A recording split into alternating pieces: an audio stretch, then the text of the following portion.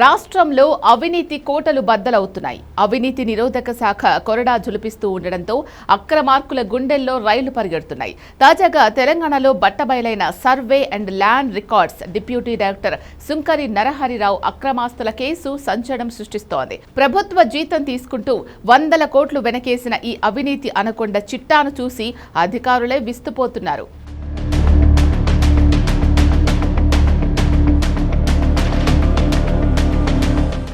Multi zone 2లో survey and land records deputy డైరెక్టర్గా పనిచేస్తున్న సుంకరి నరహరిరావు ఆదాయానికి మించి ఆస్తులు కూడబెట్టారన్న పక్కా సమాచారంతో ఏసీబీ అధికారులు ఏకకాలంలో ఆయన నివాసంతో పాటు బంధువులు బినామీల ఇళ్లలో మొత్తం 10కి పైగా చోట్ల దాడులు చేశారు. ఈ సోదాల్లో కళ్లు చెదిరే రేంజ్లో అవినీతి సామ్రాజ్యం బయటపడింది.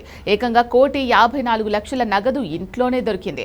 దాదాపు 1.3 కిలోల బంగారం, 8 కిలోల వెండి, 5,04,00,000 ఫిక్స్డ్ డిపాజిట్లు, 2,29,00,000 బ్యాంక్ బ్యాలెన్స్ దొరికాయి. ఇవి కాకుండా పుప్పాలగూడ, నార్సింగి, రాజేంద్రనగర్ లాంటి కాస్ట్లీ ఏరియాల్లో విలాసవంతమైన ఫ్లాట్లు, గచ్చిబౌలి, చత్రినాకాలో భారీ భవనాలు, మహేశ్వరంలో 1.5 ఎకరాల వ్యవసాయ భూమి, 5 ఓపెన్ ఫ్లాట్లు, ఒక కియా కారును అధికారులు స్వాధీనం చేసుకున్నారు. రికార్డుల ప్రకారం వీటి విలువ 13,05,00,000. కానీ రియల్ ఎస్టేట్ బూమ్ దృష్ట్యా బహిరంగ మార్కెట్లో వీటి విలువ దాదాపు 200 నుంచి 500 కోట్ల దాకా ఉంటుందని అంచనా.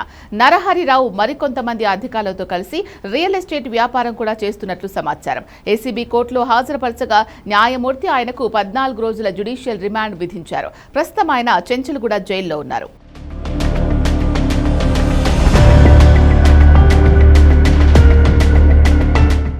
ఒక్క నరహరిరావు మాత్రమే కాదు, ఈ మధ్యకాలంలో రాష్ట్రంలో ఏసీబీ దాడులు రికార్డు స్థాయిలో జరుగుతున్నాయి. ముఖ్యంగా పోలీస్, రెవెన్యూ, మున్సిపల్, పంచాయతీరాజ్ శాఖలు లంచాల వసూళ్లలో ముందు వరుసలో ఉన్నాయి.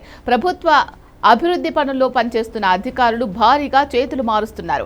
2024-2025లో రికార్డు స్థాయిలో కేసు నమోదు కాగా 2026 జూన్ మధ్య నాటికే ఏకంగా 91 కేసులు నమోదయ్యాయి. అంటే సగటున ప్రతి 2 రోజులకు ఒక అవినీతి అధికారి దొరుకుతున్నాడు.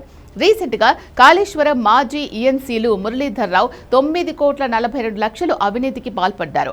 బుక్యా హరిరామ్ 5,26,00,000, ఇరిగేషన్ ఈఈ నూనె శ్రీధర్ 7 కోట్లు అవినీతి చేశారు. ఇక Hyderabad metro water board general manager Anantalakshmi, special grade deputy collector Vamshi Mohan, RTA deputy commissioner Kishan, ఇలా ఎంతో మంది బడాబాబులు ఏసీబీ వలలో చిక్కారు.